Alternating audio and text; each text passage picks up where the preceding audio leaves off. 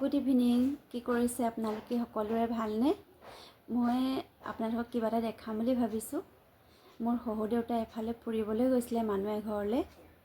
আমাৰ এনেই চকুৰ চিনাকি, মানে দেউতাহঁতৰ লগত বহুত আগৰ পৰাই চিনাকি। দেউতা ফুৰিবলৈ গৈছিলে, এক ৰাতি থাকিলে, আৰু দেউতাৰ হাতত কি কি দি পঠাইছে আপোনালোকক দেখাম বলক।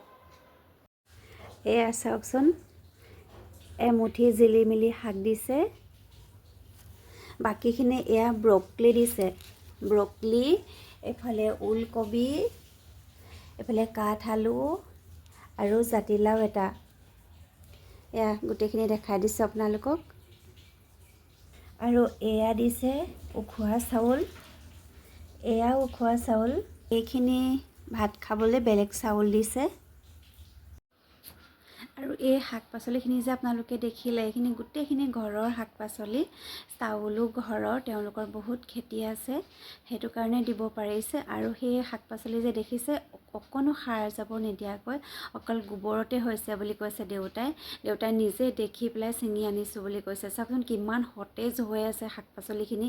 আমি যিবিলাক বজাৰৰ পৰা আনো সেইখিনিতো ইমান সতেজ হৈ নাথাকে।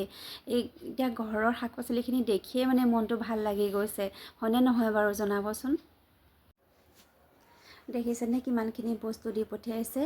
আজিকালি চকুৰ চিনাকি মানুহে কিমান আপোন হৈ পৰে, আৰু হয়তো কিছুমান ককাই ভাই কেতিয়াবা আপোন নোহোৱা নিচিনা হৈ যায়, মানে চিনি নোপোৱা নিচিনা হৈ যায়। সঁচাকৈ বহুত ভাল লাগিছে মনটো আজি। আমাৰ যাতে সম্পৰ্কবিলাক সদায় এনেদৰে মধুৰ হৈ থাকক।